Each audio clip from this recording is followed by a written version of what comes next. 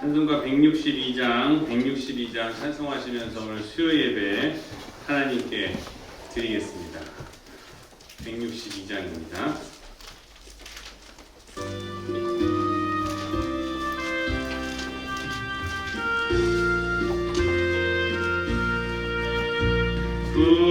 부활하신 곳에 주 나 항상 섬기네. 온 세상 조롱해도 주 정령 사셨네. 그 은혜로 손길 부드러운 음성 주 예수 나와 함께 늘 계시네. 예수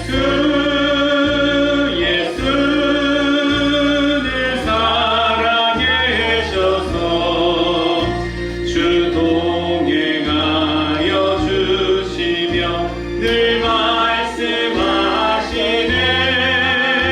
예수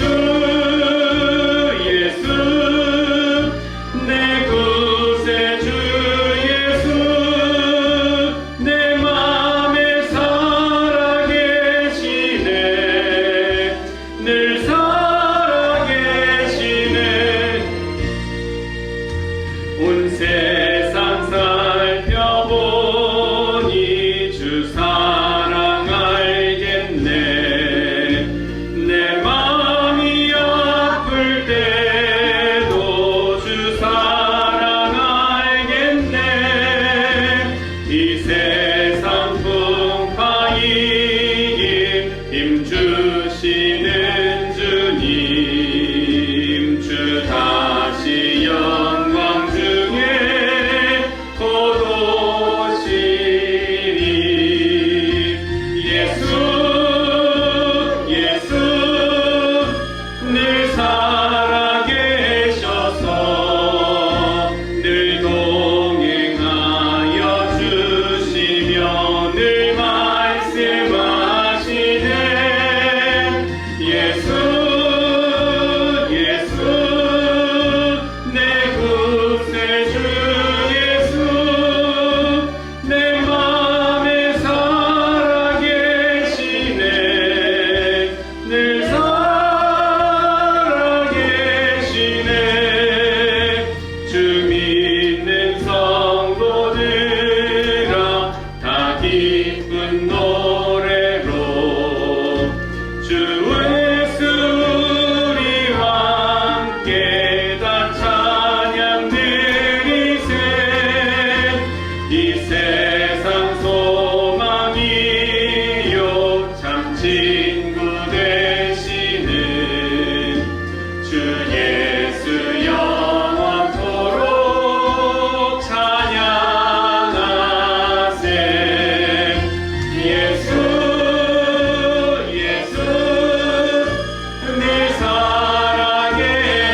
살아계셔서 주 동행하여 주시며 늘 말씀하시네. 예수 내 구세주 예수 내 맘에 살아계시네. 늘 살아계시네.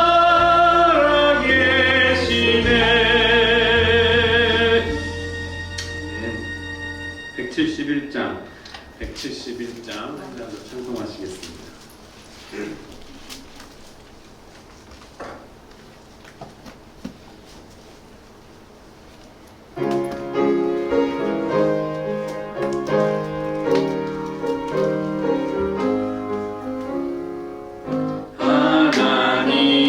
하나님의 독생자 예수 치면서 찬양하겠습니다. 하여 오시암되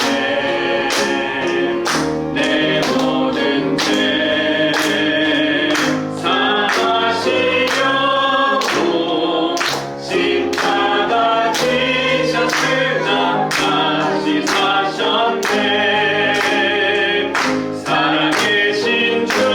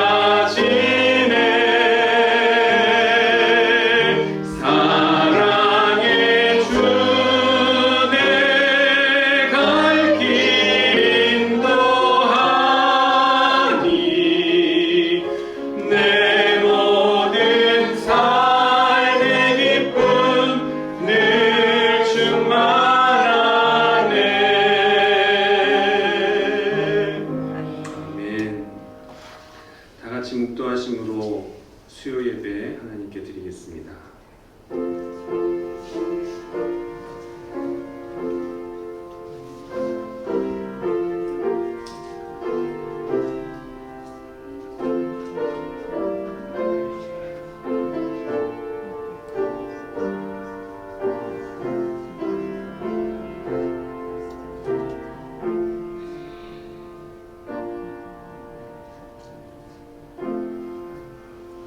하나님이 세상을 이처럼 사랑하사 독생자를 주셨으니 이는 그를 믿는 자마다 멸망하지 않고 영생을 얻게 하려 하심이니라.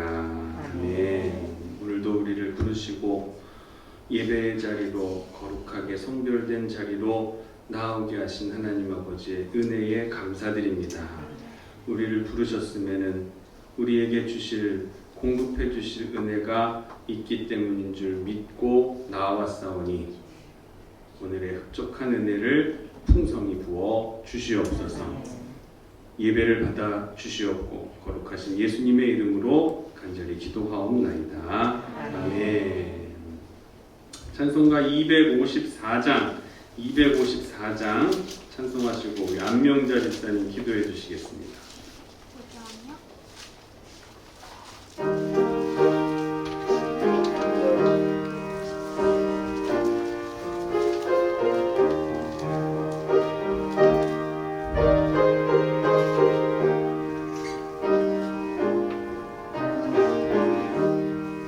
내 주의 보혈은 정하고 정하다. 내 죄를 정케 하신 주 날 오라 하신다. 내가 주께로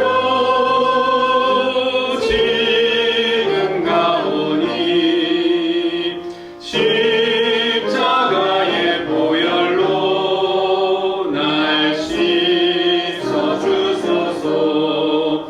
약하고 주에도 주께로 나가면 힘 주시고 내 추함을 곧 씻어 주시네.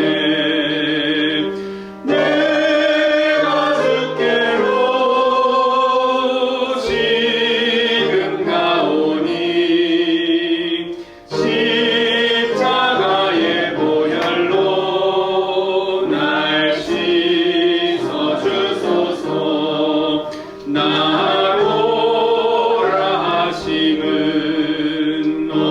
온전한 믿음과 또 사랑함과 평안함 다 주려 함이라.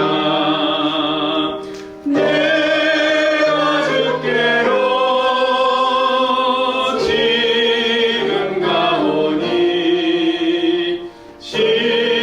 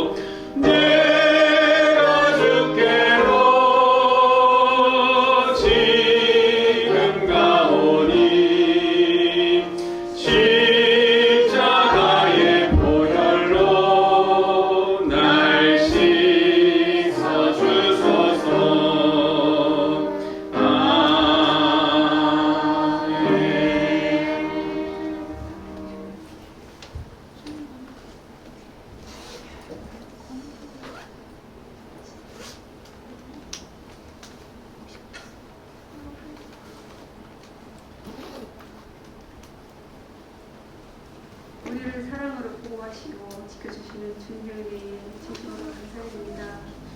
이 시간 주님을 사모하는 마음으로 이 예배에 함께할 수 있도록 하심에 더욱더 감사드립니다. 그 무덥던 더위도 지나고 모든 만물들이 알라리 열매를 맺는 계절에 우리들도 비록 상황이 힘들고 어렵더라도 말씀을 통하여 믿음이 더 단단해지고 야물어져서 땅에 떨어져도 깨지지 않는 건강하고 튼튼한 주님의 자녀되길 간절히 소망합니다. 주님, 우리가 사는 시간마다 주님의 말씀에 끈을 놓지 않고 붙잡고 나아갈 때 어떠한 것들에도 흔들리지 않고 두렵지 않고 모든 것들을 이겨낼 수 있는 용기와 힘을 주님 얻게 하여 주옵소서. 주님, 우리 교회의 모든 사업 주님께서 허락해 주셨사오니 모든 것들이 잘 마무리될 수 있도록 축복해 주시고 끝까지 지켜 주옵소서. 그것을 통하여 많은 이들에게 희망을 줄 수 있도록 함께하여 주옵소서.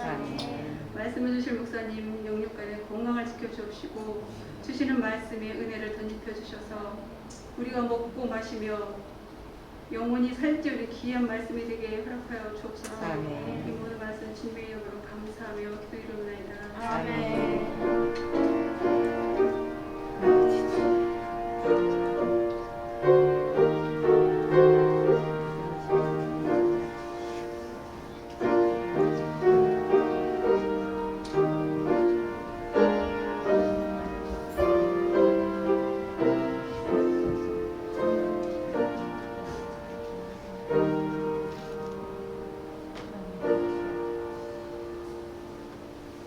오늘 우리에게 주시는 하나님의 말씀은 요한계시록 19장 1절에서 10절까지의 말씀을 함께 봉독하시겠습니다. 요한계시록 19장 1절에서 10절까지의 말씀입니다.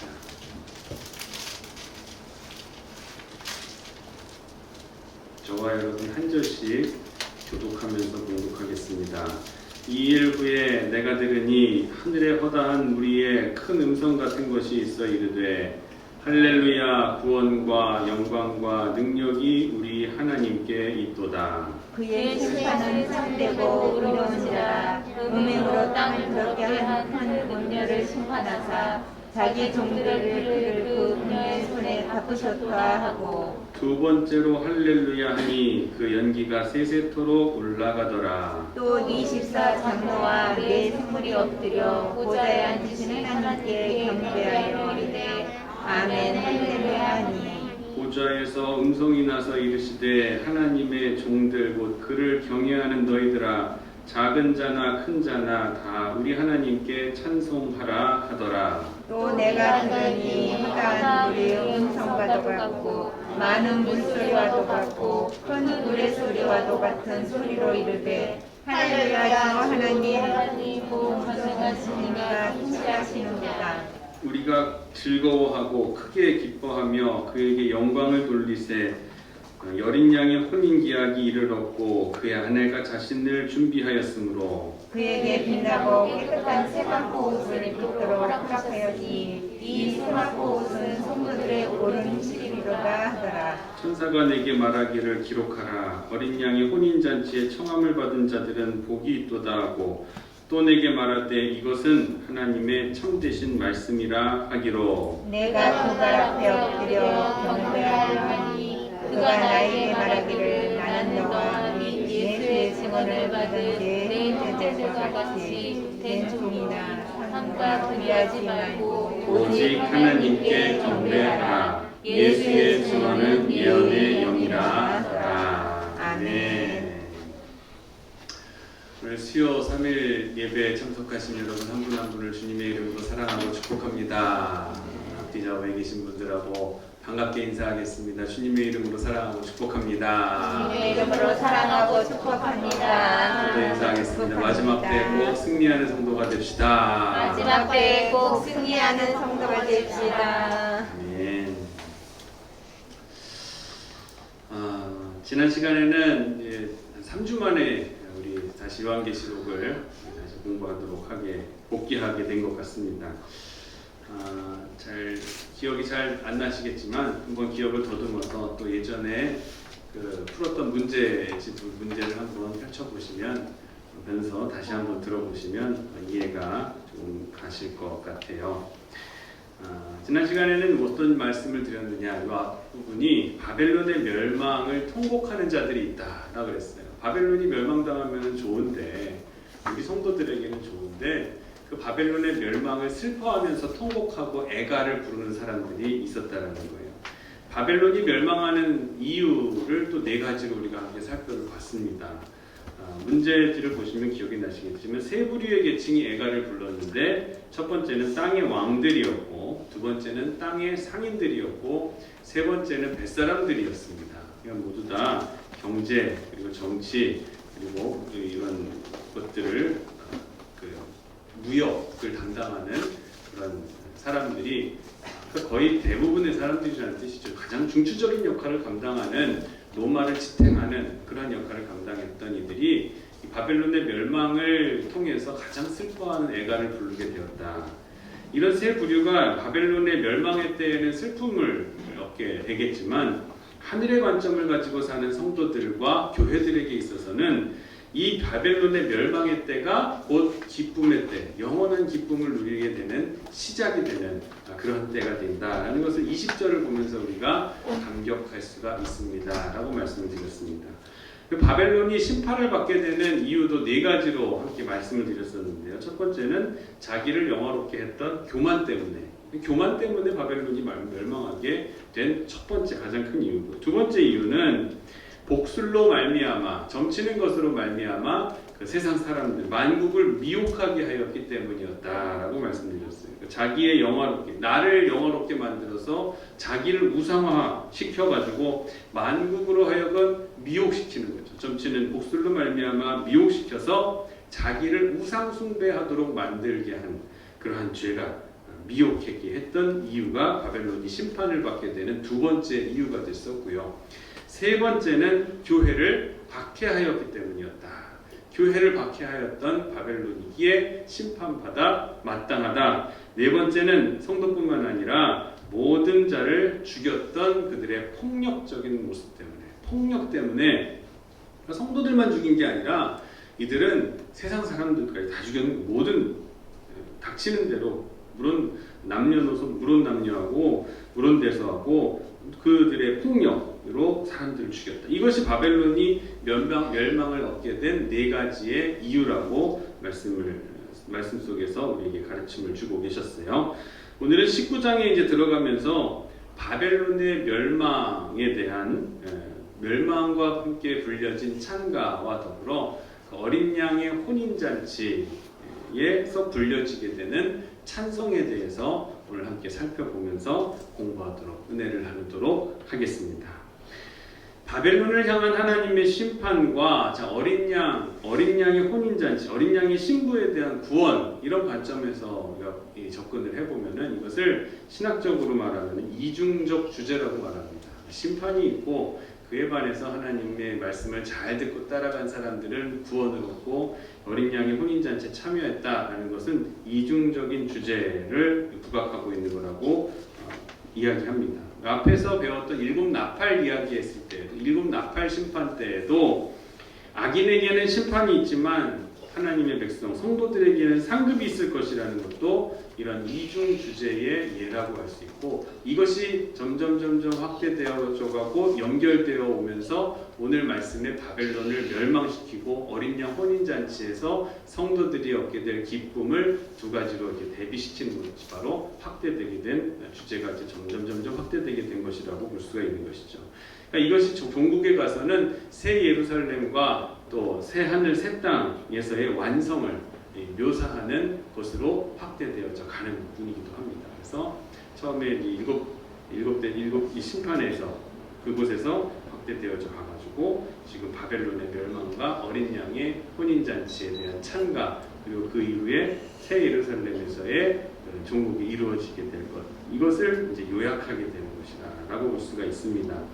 이런 하나님의 심판과 구원에 대한 합당한 반응을 드리는 찬양이 바로 여기에 기록되어 있습니다.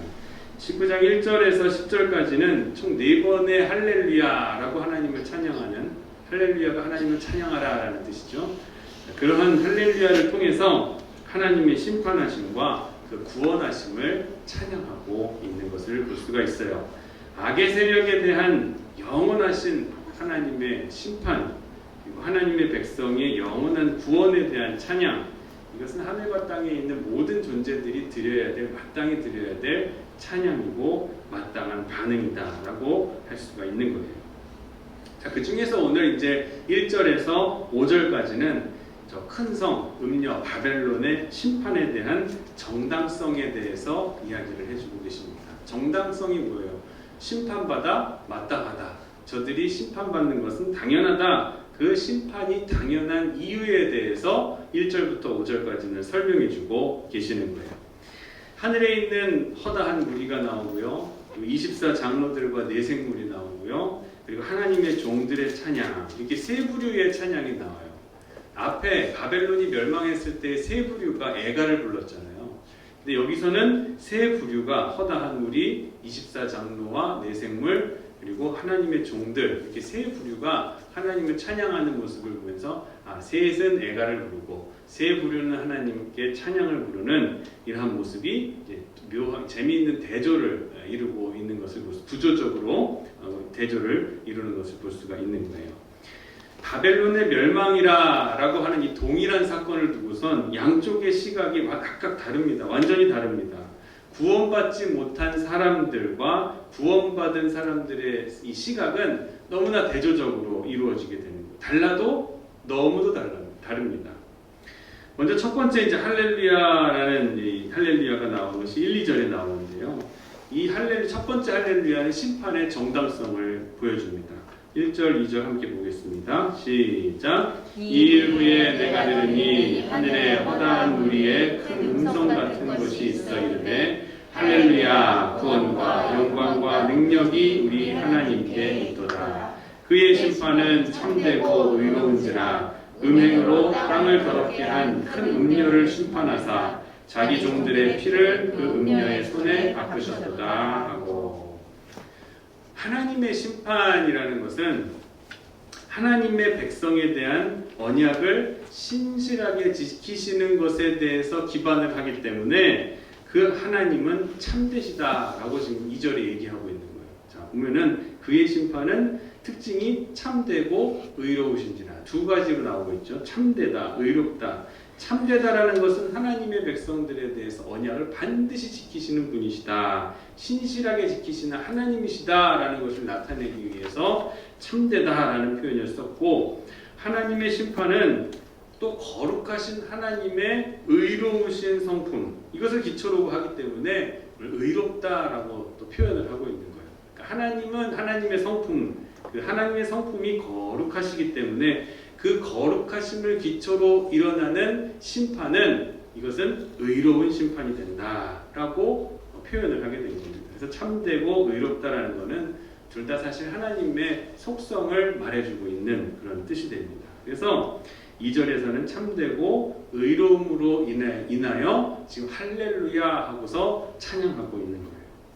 그리고 음녀인 바벨론에 대한 심판이 정당하다라는 것에 대한 두 가지 이유가 여기에 나옵니다.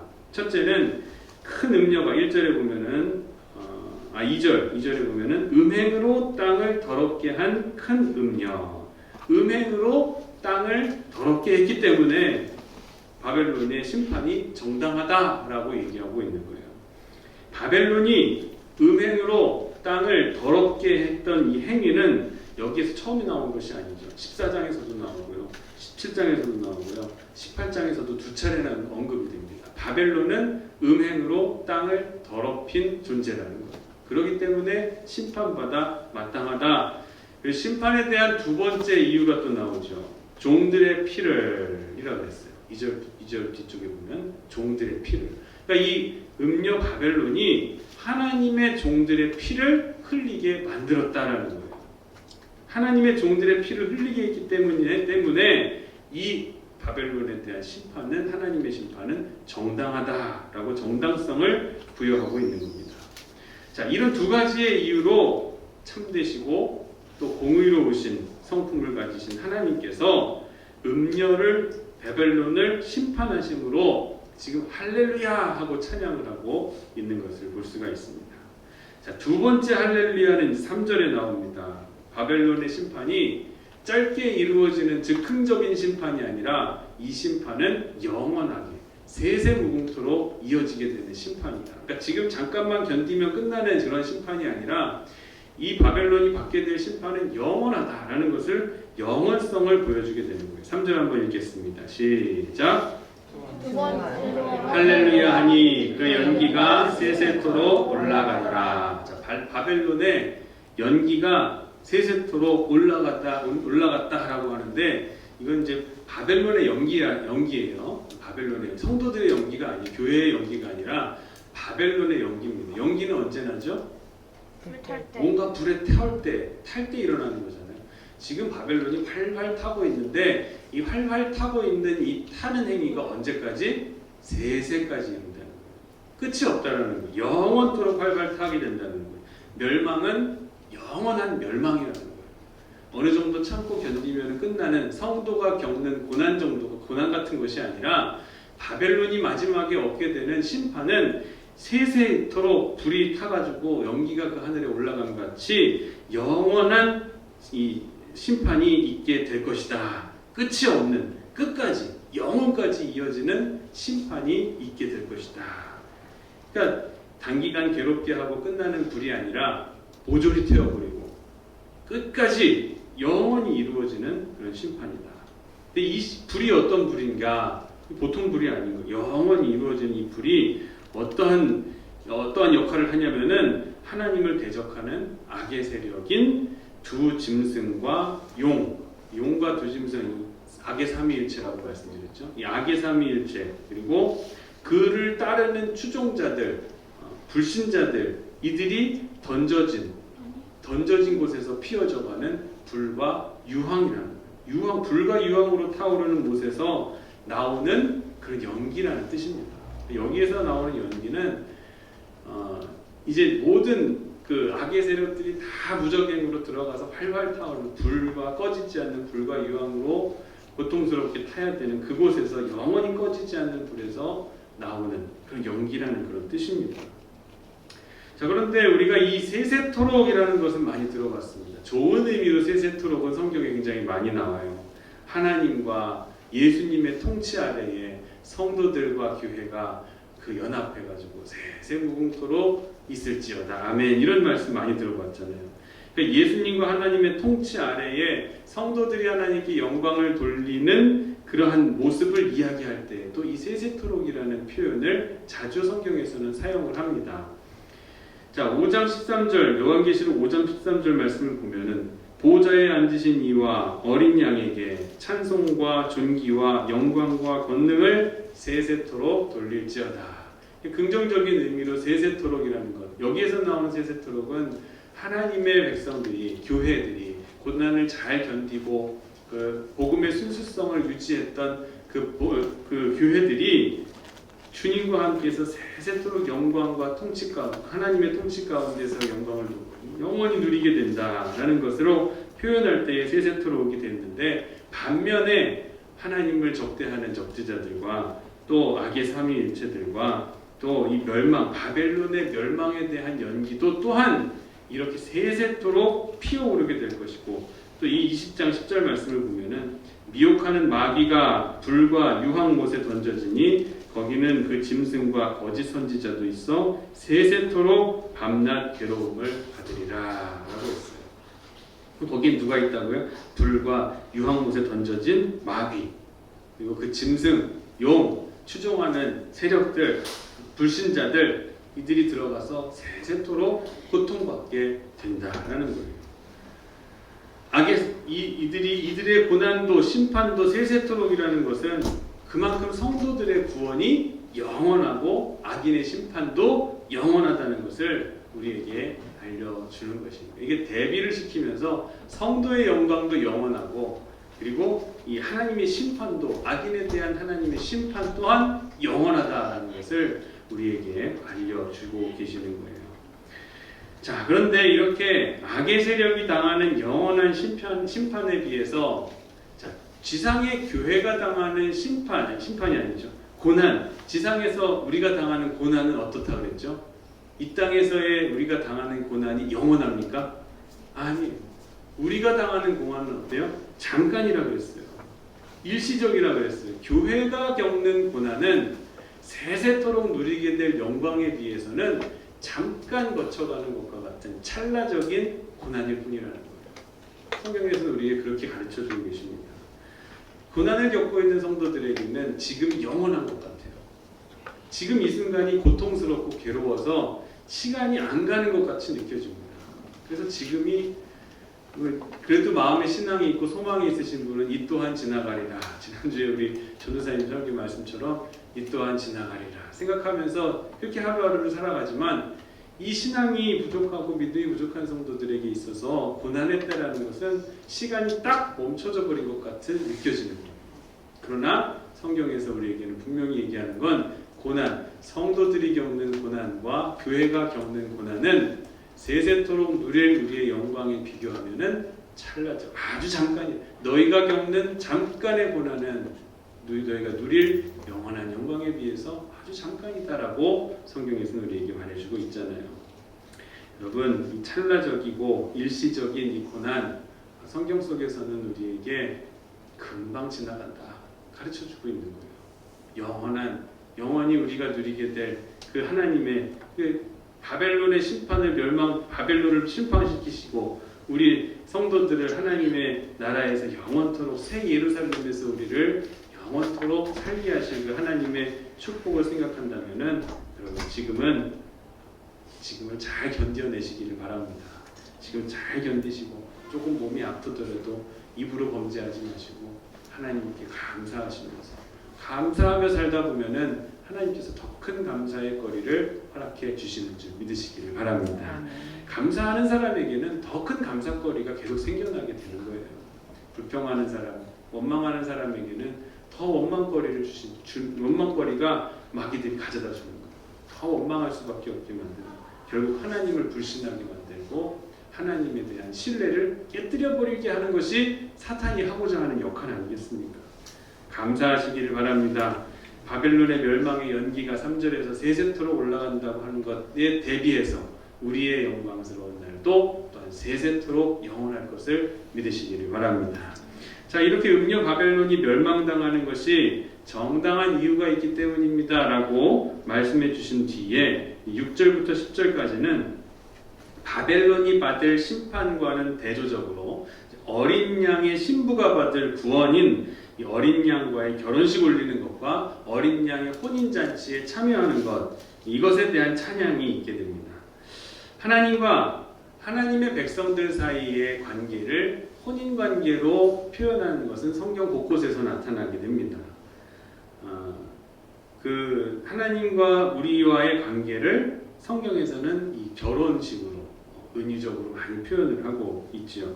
또 구약에서는 여호와 하나님을 신랑으로 그리고 이스라엘 백성들을 신부로 묘사를 했고 신약에서는 우리 예수님을 신랑으로 묘사를 하고 또 교회를 신부로 묘사를 하게 됩니다. 이 세상에서 가장 기쁘고 즐거운 것이 결혼식 아니겠습니까? 행복한 시간. 여성과 남성에게 있어서 가장 행복했던 시간이 언제냐? 그러면 아마 혼인 예식 시간. 전도사님 가장 행복했던 때가 언제예요? 아니었나? 결혼식이 바로 혼인 예식 시간이 가장 행복했던 거예요. 그렇죠? 자, 성경도 마지막에 이런 때를 우리에게 알려주고 계시는 거예요. 결혼식 때가 어린 양 예수님과 어린 양의 혼인잔치에서의 누리게 될 기쁨, 그 영광을 돌리는 것. 자, 그 7절의 말씀이 바로 이러한 것을 나타내고 있습니다. 우리 함께 읽어보겠습니다. 우리가 즐거워하고 크게 기뻐하며 그에게 영광을 돌리세. 어린 양의 혼인 기한이 이르렀고 그의 아내가 자신을 준비하였으므로. 어린 양의 결혼식은 예수님께서 재림하실 때에 신랑 되시는 예수님과 신부된 교회 사이에서 이루어지게 되는 결혼식을 얘기합니다. 하나님의 아들이시고 만왕의 왕이신 우리 예수님과 그 예수님의 신부된 교회의 결혼식이 바로 예수님이 재림하실 때에 있게 될 어린 양의 결혼식이 되는 거예요. 사실 교회를 신부로 맞이해서 영원히 함께 사시려고 하는 하나님의 뜻은 즉흥적으로 이루어진 것이 아닙니다. 이미 하나님께서 태초 전부터 택정하시고 계획하셔서 예비하신 계획이 담겨 있는 거예요. 그러니까 하나님께서 교회를 선택하시고 성도를 택하신 것은 어쩌다가 우리가 잘해서 된 것이 아니라 하나님께서 이미 선택하시고 계획하셨다는 거예요. 그러니까 내가 하나님을 알기 전부터, 내가 이미 죄인 되었을 때부터 하나님께서는 우리를 선택하시고 우리를 부르셨다. 내가 어머니의 뱃속에서 만들어지기 이전부터 하나님께서는 우리를 선택하셨다는 거예요. 자, 그래서 이 땅에 교회를 선택하시고 택하시고 성자 예수님께서 이 땅에 오셔서 대속하신, 십자가 위에서 대속의 제물로 죽음을 죽으시고 부활하시고 승천하시고 재림하시는 이유가 어디에 있어요? 이미 우리를 선택하신 그 선택을 이루시기 위해서, 이미 선택하신 그 선택을 하나님께서 선택의 약속을 이루시기 위해서 예수님을 십자가에서 죽게 만드셨고 그를 다시 살리시며 부활을 시키시고 승천하시며 다시 재림하시게 하시는 뜻은 바로 우리를 예수님과 결혼시키기 위해서인 거예요. 쉽게 말하면 이미 신부감을 다 정해놓으신 거예요. 우리를. 그래서 우리는 예수님께서 이 땅에 재림하시기 전까지 결혼식을 앞둔 신부가 예쁘게 몸을 단장하는 것처럼 결혼식 한 달 전부터 열심히 다이어트를 실시하면서 몸을 열심히 빼면서 옷매무새와 또 옷태를 잘 만들기 하기 위해서 막 피부 관리도 하고 막 이러는 것처럼 신부가 되기 위한 치장과 온 이쁜 이 모습을 한다는 거예요. 몸 단장하는 준비의 시간을 우리가 재림 전까지 가져가야 된다는 거예요. 결혼식 때는 누가 신랑이고 누가 신부인지 단번에 알 수가 있지 않습니까? 그 결혼식에서 가장 예쁜 사람이 신부예요. 그 결혼식에서 가장 멋진 사람이 신랑 아니겠어요? 잘 차려입고 멋진 사람이. 특별한 예복을 입기 때문에 그래요. 우리나라 전통 혼례에서도 그 신랑은 왕처럼 입고 그리고 신부는 왕비처럼 입고 그렇게 해서 이 결혼식을 치르지 않아요. 또 요즘은 아름다운 드레스를 백색의 순백의 드레스를 착 차려입고 나가지 않습니까? 그 드레스를 입은 사람이 누굽니까? 만약 결혼식에서 신부 외에 다른 사람이 드레스를 입고 나타난다면 그분만큼 어처구니가 없는 분은 없을 것 같아요. 그 드레스에서 그 신부는 그 드레스를 통해서 신부가 신부임을 모든 사람이 알게 되는 거란 말이에요. 그 마지막 때를 준비하는 우리라는 것은 우리가 어떠한 옷을 지금 입고 있느냐가 신부를 표현한다라는 거예요. 여러분 어떤 옷 입고 계세요? 드레스 입고 계십니까? 예비된 그런 신부가 될 그 우리 남자 성도님들은 신부 그러니까 자꾸 막 거부감을 느끼고 그러시는 분도 간혹 계시는데 그렇게 생각하지 마시고 그것은 영적인 의미로서 우리가 받아들여야 된다는 거예요. 우리는 예복이 있어야 됩니다. 예수님과 결혼할 때에 예수님과의 마지막 그 재림의 때에 주님과 만나게 될 때에 내가 입고 있어야 될 예복이 있어야 된다는 거예요. 그 예복이 8절에 나옵니다. 함께 읽어보겠습니다. 시작. 그에게 빛나고 깨끗한 세마포 옷을 입도록 허락하였으니 이 세마포 옷은 성도의 옳은 행실이로다 하더라. 자, 빛나고 깨끗한 세마포 옷을 입어야 돼요. 빛나고 깨끗한 세마포 옷이 바로 결혼 예복입니다. 세마포는 아마라는 식물의 줄기에서 채취한 그 재료를 가지고 실로 만들어서 엮은 천입니다. 이 세마포 옷은 고대의 아주 값비싼 값진 고급 옷감이었어요. 이렇게 귀중한 세마포 옷이 어린 양의 결혼식 때에 어린 양의 신부가 입을 결혼 예복이라는 거예요. 자, 그런데 이 예복이 세마포 옷이 실제 세마포냐? 그것이 아니라 뭐라고 했죠 오늘? 시작. 성도들의 옳은 행실. 실제 옷이 아니라 이것은 성도들의 옳은 행실이라고 말씀하십니다. 자, 옳은 행실이라는 것은 두 가지로 우리가 해석해 볼 수 있는데 두 개 다 맞는 거예요. 하나는 성도들이 옳은 행실을 행하는 거예요. 행한 옳은 행실. 즉 예수 그리스도를 믿고 우리가 예수님을 나의 구주로 받아들이고 주인으로 받아들이고 이제는 성화의 삶을 살아가는 거예요. 마다 예수님을 닮아가는 그 삶을 살아가는 그 옳은 행실을 하면서 살아가는 것을 얘기하는 것일 수도 있고 또 하나는 하나님께서 성도들을 옳게 만들어주시는 하나님의 행동 곧 칭의를 바로 여기에서 성도들의 옳은 행실이라고 세마포스로 해석할 수 있습니다. 이거 두 가지가 다 맞아요. 우리가 복음을 예수님을 영접하고 예수님처럼 살아가려고 예수님의 제자가 되려고 열심히 노력하면서 살아가는 것을 성화의 삶을 살아간다고 하잖아요. 그 성화로서의 옳은 행실을 얘기하기도 하고 또 그래 너희가 예수 그리스도의 피로 내 아들의 피로 말미암아 거룩해졌다라고 하면서 우리를 옳다고 여겨주시는 하나님의 선언, 바로 칭의라는 것. 그 칭의까지도 두 개가 다 세마포시 옳은 행실에 담긴 의미라고 볼 수가 있어요. 사실 어느 것이 맞느냐 하는 것보다도 두 가지 해석이 다 맞다 이렇게 보는 것이 일반적이에요. 믿음과 행위의 관계에서 생각해 보면 좀 더 이것이 이해가 쉽게 되실 수가 있을 거예요. 하나님의 은혜로 하나님이 우리에게 믿음을 주시면 우리가 그 믿음 가지고 내 믿음의 행위를 나타내면서 살아갈 수 있게 되잖아요. 거꾸로 보면 또 성도들이 선한 행동을 하는 것은 하나님께 은혜 받았기 때문에 하나님이 나를 선하다고 의롭다고 칭해 주셨기 때문에 내가 선한 행위를 할 수 있는 거 아니겠어요? 하나님이 나의 모든 행위를 선하다고 여겨주시니까 칭의가 있기 때문이라는 거예요. 자, 그래서 성도의 성화 그리고 칭의 이것을 다 담고 있는 의미가 바로 세마포옷인데 세마포옷은 곧 성도의 옳은 행실이다 라는 것. 좀 어려운 내용이지만 세마포는 하나님의 칭의와 우리의 성화가 함께 포함되어 있는 의미입니다 라고 기억하시면 되겠습니다. 자, 이렇게 교회와 예수님의 관계에 대해서 결혼관계, 혼인관계라는 것은 이해가 갑니다. 알긴 알겠는데 한 가지 드는 궁금증이 또 있죠. 우리는 보통 예수님을 믿는 순간 이미 예수님이 우리 안에 들어오셔서 또 우리가 예수님 안에 그래서 우리는 이미 예수님을 영접하는 순간 남편과 아내의 관계를 맺고 살아간다고 알고 있습니다. 그렇죠? 우리는 부부의 관계에 들어섰어요.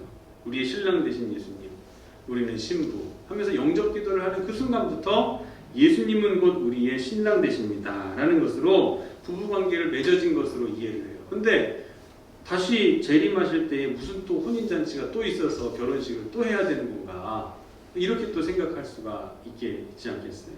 의문이 될 수도 있고 궁금하시게 될 수도 있을 거예요. 이미 결혼한 관계인데 재림하신 다음에 그때 또 무슨 잔치가 있게 또 혼인 예식을 또 한단 말입니까? 결혼식을 한번 영접할 때 한 번 하는 거고 나중에 재림하실 때 또 한 번 결혼식을 하는 것입니까? 이렇게 생각할 수도 있지 않겠어요? 저만 그렇게 생각하나요? 그러나 우리는 유대인들의 결혼 풍습을 생각해 보면 이 또 내용이 이해가 갈 수가 있습니다. 그리고 많이 들어보셨죠? 유대인들의 결혼 풍습. 마리아와 요셉이 결혼하기 전에 어떻게 됐어요? 정혼을 먼저 했죠. 그 다음에 1년 동안에 떨어져 있는 시간 가운데 서로의 정절을 잘 지키면서 부부이지만 부부의 관계를 맺었지만 서로의 떨어져 있는 그 시간을 가지고서 있어요. 그 가운데에 마리아가 임신했다는 소식을 들으니까 요셉이 끊으려고 그랬잖아요. 관계를 끊으려고 이혼하려고 했던 거예요. 관계를. 아니, 처음에 정혼이라는 것이 결혼의 의미를 담고 있기 때문에 이 정혼한 거를 깨는 것 또한 이혼의 과정을 똑같이 밟아야 되는 거예요. 비록 같이 살지는 않았지만. 그러니까 처음에 정혼하고, 그러니까 요즘 말로 약혼식을 하고 나면 이 둘은 부부다라고 다들 얘기하는 거예요. 근데 1년 동안 떨어져 있다가 나중에 같이 신랑이 이제 신부를 데리러 가서 이제 데리고 오면 그때 완전한 부부가 되는데 일단 정혼하고 약혼하는 순간부터 둘은 부부가 된 거예요. 부부가 된 거예요. 그러니까 지금 예수님을 영접하고 내가 주님과 함께 신랑과 신부의 관계를 맺었습니다 라고 하는 것은 약혼 또는 유대에서 정혼 같은 의미를 가지게 되는 거예요. 그리고 나중에 예수님께서 재림하셔서 우리가 예수님과 혼인잔치에, 어린 양의 혼인잔치에 참여하는 것을 나중에 1년 동안 떨어져 있다가 다시 만나게 됩니다. 그러한 개념으로 우리가 이해를 하시고 이스라엘의 혼인 풍습을 우리가 이해를 한다면, 들었다면은 이 말씀이 그렇게 어렵게 이해되어지는 말씀, 궁금증과 의문을 가질 만한 말씀이 아니다라고 우리가 볼 수 있죠. 자, 그리고 결혼식이 보통 이제 결혼 저녁에 열리죠.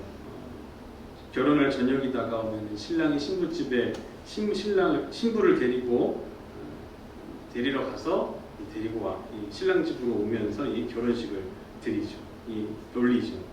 결혼식을 하는 신랑과 신부는 특별한 복장을 하게 됩니다.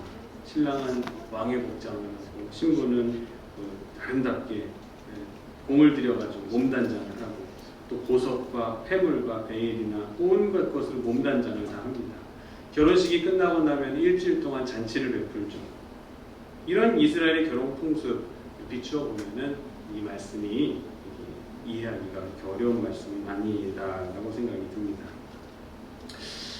자, 그리고 이제 예수님의 재림이라는 것이 바로 이 교회가 예수님과의 이 혼인 예식을 올리기 위해서 신부를 데리러 오는 것과 같은 그런 의미를 가진다. 그래서 예수님의 재림으로 인해서 이어지게 될 새하늘과 새 땅은 신랑 되신 예수님과 가게 될 신혼집과 같다라고 이렇게 이해를 하시면 됩니다. 그러므로 우리는 또 교회는 예수님께서 재림하실 때까지 예수님과 약혼한 신부된 성도로서 결혼식을 올리는 그날까지 우리의 몸단장을 잘 해야 되는 거예요. 신부로서의 몸단장을 잘하고 거룩하게 세상과 구별이 되고 신랑 외에는 다른 것을 눈 돌리면 안 되잖아요. 신랑 외에 다른 것에 마음을 빼앗기면 그건 이미 가능한 거 아니겠어요? 결혼식을 올리는 예수님 재림하시는 그날까지 그렇게 재림을 기다리는 삶을 살아야 할 줄 믿으시길 바랍니다. 왜 불신자와 우리가 다르게 살아야 되는지 이 말씀에서 우리에게 알려주고 있는 것입니다. 우리 교회는 예수님의 거룩한 신부입니다. 여러분은 예수님의 거룩한 신부들이에요. 예수님과 결혼해서 영원히 함께 살 존재인 우리를 예수님의 신부다. 나는 예수님의 신부된 자다 하는 것 꼭 잊지 마시기를 간절히 주님의 이름으로 축원합니다. 자, 문제 마지막 6번째 문제를 풀어봅니다. 음녀 바벨론이 받은 심판과는 대조적으로 어린 양의 신부가 받을 구원은 어린 양과 결혼식을 올리며 어린 양의 혼인잔치에 참여하게 될 것으로 묘사됩니다. 어린 양의 신부가 입을 예복을 빛나고 깨끗한 세마포 입을 예복 그것을 무엇을 상징합니까? 라고 얘기했죠. 아까 말씀드렸듯이 성도들의 옳은 행실이다. 이 옳은 행실인 세마포는 두 가지로 해석할 수 있는데 하나님께서 우리를 깨끗게 하시는 칭의로 해석할 수 있고 또 이것이 성도들이 이 끝까지 옳은 행실로 해야 되는 성화로서 이해를 할 수가 있다는 거예요. 칭의와 성화로 이 세마포 옷을 해석할 수, 상징한다는 것을 기억하시고 자, 여기까지는 문제가 이제 끝났어요. 다음 시간에 다음 문제씩 또 넘어가도록 하겠습니다. 함께 기도하도록 하겠습니다. 사랑과 은혜가 풍성하신 하나님 아버지, 주님의 은혜와 사랑을 감사드립니다. 우리는 주님이 오실 날까지 그때를 기다리며 우리가 입어야 될 옷들을 준비하고 단장하며 기다려야 되는 하나님의 예수님의 귀한 신부인 줄을 믿습니다. 또한 교회가 되는 줄을 믿습니다. 우리가 마지막 시대에 주님 오실 그 재림의 날을 기다리면서 우리의 옳은 행실로서 우리 몸단장을 꽃단장을 하며 주님을 기다릴 수 있는 귀한 하나님의 자녀들 되도록 축복해 주시옵소서. 오늘도 이런 말씀 가지고 결단하며 우리의 삶의 자리로 다시 돌아가는 사랑하는 성도들의 심령마다 하나님께서 은혜와 평강과 평화로 채워주시고 예수 그리스도의 평화가 우리 가정과 마음과 생각을 늘 지켜주시는 은혜가 우리와 함께 있게 하여 주시옵소서. 감사드리며 거룩하신 예수 그리스도의 이름으로 간절히 기도하옵나이다. 아멘.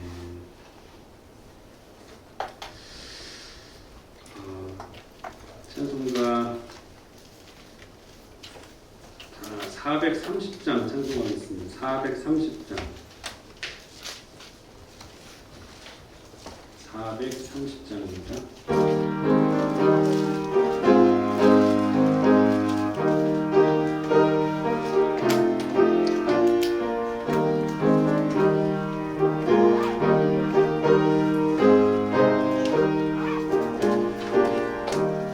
주와 같이 길 가는 것 즐거운 일 아닌가. 우리 주님 걸어가신 발자취를 밟겠네. 한 걸음 한 걸음 주 예수와 함께 날마다 우리 걸어가니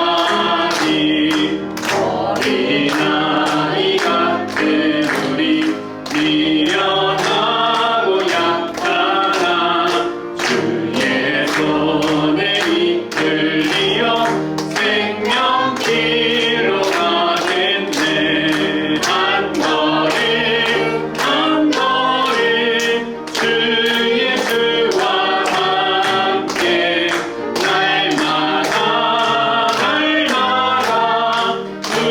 우리 걸어가니 꽃이 피는 들판이나 험한 골짜기라도 주가 인도하는 대로 주와 같이 가겠네. 한 걸음 한 걸음 주 예수와 함께 날마다 우리 걸어가니 낯선 지자에도 같이 우리 들고 천국에 들려 올라갈 때까지 주와 같이 걷겠네. 한 걸음 한 걸음 주 예수와 함께 날마다 우리 걸어가니. 아멘. 교회 소식 말씀드리겠습니다. 열방과 함께하는 다니엘 기도회 11월 1일부터 교회 본당에서 함께하도록 하겠습니다. 다른 내용들은 우리 주보 내용을 참조하시고 특별히 한 가지 우리 건축원금 계좌가 바뀌었습니다. 건축원금이 이제 신협은행으로 우리가 이제 거래를 하기 때문에 건축원금과 건축이자 헌금 계좌가 입금 계좌가 신협으로 바뀌었다는 것 다음 주에 주보에 내어드리도록 하겠습니다. 앞으로 이전에 국민은행 계좌로 이렇게 헌금하셨던 분들은 이제 바꾸셔서 신협으로 이렇게 보내주시면 되겠습니다. 축도하심으로 오늘 예배 마치도록 하겠습니다. 지금은 먼지와 티끌같이 보잘것없는 우리를 존귀한 하나님의 자녀로 삼아주신 예수님의 신부 삼아주신 우리 구주 예수 그리스도의 은혜와 우리를 당신의 거룩한 형상대로 만드시고 성화의 길을 걸어갈 수 있게 도와주시는 아버지 하나님의 만극하신 사랑하심과 선한 싸움을 마친 우리에게 영광과 승리의 면류관을 허락해 주실 성령님의 감화 감동 역사 내주 충만 교통 인도하심이 승리의 그날 주님 오실 재림의 날을 바라보는 모든 이들에게 그런 신부된 이들로 단장하며 살아가기를 거룩한 옷을 입고 살아가기를 결단하고 돌아가는 사랑하는 성도들의 머리 위에 지금으로부터 영원토록 함께 하시기를 간절히 축원하옵나이다. 아멘.